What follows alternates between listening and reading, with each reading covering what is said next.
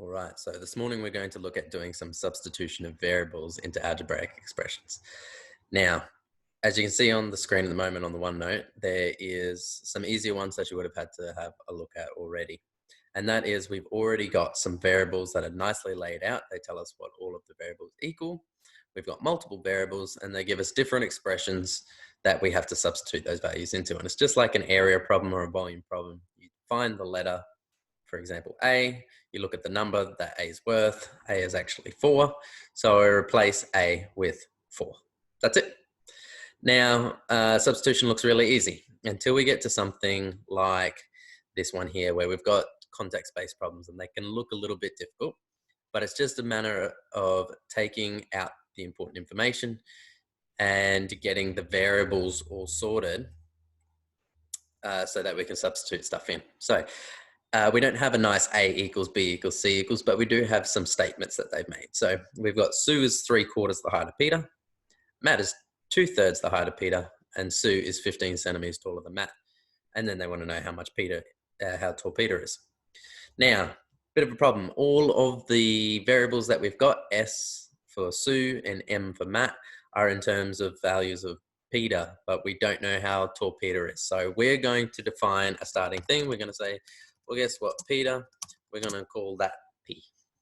Nice and easy. Peter for P.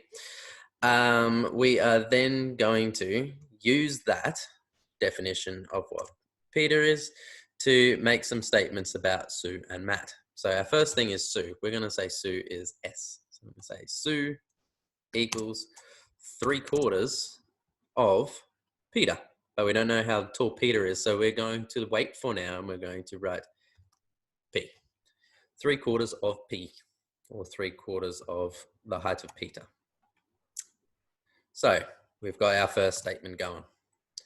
We're going to make a second statement, and we're going to make the statement about Matt. So we're going to say Matt is, what's it say, 2/3 of the height of Peter. So we're going to write 2/3.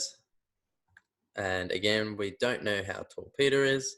So let's see if I can turn this into a fraction. Let's try that again. Matt equals 2/3 of Peter. We don't know what Peter, so we're going to write P. So there we go. Sue equals 3/4 of Peter. Matt equals 2/3 of Peter. And we've got one last statement that's got Sue and Matt combined. So we're going to make one last little statement. And this is one where we're actually going to take those two variables that we've just defined and we're going to place them in there. So we're going to say Sue is 15 centimeters taller than Matt. So it's Matt plus 15. So we'll say Matt's height plus 15 centimeters. And that's it.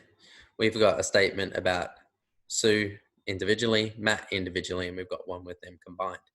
Now, the hard part about rearranging and trying to get a value for P is we want to have statements where all we've got is one variable. And that way we can rearrange and we can try and solve for it. My focus won't really be on the rearranging part. My focus will be on substituting today. So as long as we can get one variable all on its own, then we'll be able to work out what that variable is equal to. Problem is we've got S and M. We've got two variables. But we've defined S and we've defined M both conveniently with the same variable, both in terms of P. So this is where the substitution part comes into play. So our substitution is going to be, well, I know what S is. S isn't S anymore. S is actually 3/4 P. And M is not M anymore. M is actually 2/3 of P. So the substitution part is taking these variables, S and M, and replacing them with the values that they're worth, which is 3/4 P and 2/3 P. Now, we don't need to always do brackets. I always tend to do brackets just because if we have a power happening or we have a multiplication happening, it's quite easy to see when it's right next to it with brackets. So I'm going to put that in now and I'll get rid of them in the next statement if I need to. Let's bring that back. And we're going to say S, well, it's not S anymore. It's going to be 3/4 of P. And we'll notice that when I go to substitute in, everything on that expression should look exactly the same in terms of the structure and the placement of where it is. So I've got 3/4 p is replacing the s. I'm still going to write my equals out. I'm going to replace m with 2/3 of p. I'm going to bracket that. And then I'm going to continue it along, plus 15. And I've replaced, or I've substituted those variables or pronumerals with their values of what they're worth. The problem is, when we're doing this normally, we'd be able to either expand, we'd be able to simplify, we'd be able to hopefully get down to a number. This time we've got some more variables. So I would come back to this question when I'm doing my expanding and simplifying variables, but I will give it a bit of a go now so people can have a little bit of a practice or see where we're going to be looking at after tomorrow's lesson. I'm having a bit of problem with this equation stuff. So let's make this go down a little bit further. Can we do that? Let's put a couple of, there we go. So I'm going to continue it down.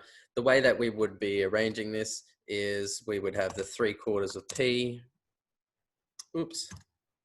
Let's try that again. We'd have the 3/4 of p, and we'd be moving the other 2/3 of p onto the same side. And we would do that by doing the opposite of what it currently is. And what it currently is positive. So we make it a negative. I'm going to get rid of the brackets just because we don't need those anymore. All right, let's try that again. All right, and on the other side of the equation, we still have the 15. That.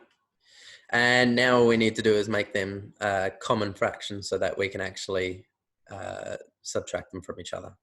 So we can change them both to 12ths. That might be the easiest. Or we could just multiply both sides by a similar number. And so what we're going to do, we're going to change 3/4 into, we're going to change that to 12ths. So we're going to times it by 3. So we're going to say 9/12 of p. Take away, multiply that side by 4. So we'd have 8/12 of p equals 15. We'd go down to our next line. 9/12, take 8/12 is just 1/12 of p is 15. And our next step of rearranging is doing the opposite of multiplication. Again, if you're not following with the rearranging part, that's fine. That will be our next lesson stuff, and you can come back to this question and see if it makes sense later. The opposite of dividing by 12 is timesing by 12. So on the other side, I would times by 12. I'd go 15 times by 12. And whatever 15 times by 12 is will give us our answer. I know that 15 times 10 is 150, and 15 times 2 is 30. 150 and 30 is 180. And I'm going to assume that it was all in centimeters. So we can say 180 centimeters. Let's get to this part. We can say, therefore, Peter is 180 centimeters tall. So we're starting off with a statement about fractions in terms of a variable, which is p for Peter. And the main part that I'm wanting you to try and get from this is taking the sentences or statements and turning them into actual mathematical expressions or mathematical statements that are in terms of a variable. And then once we found something common where we can substitute them in, either just substituting the numbers in or substituting the variables in, we can replace something like s and m with, in this case, something that is in terms of p. The rearranging part will come next time when we're doing next lesson. So if you, again, want to have a go at that, you can try that in the next episode or next lesson. All right. If you have any problems with that, please don't hesitate to contact me, and I will help you through on some other problems.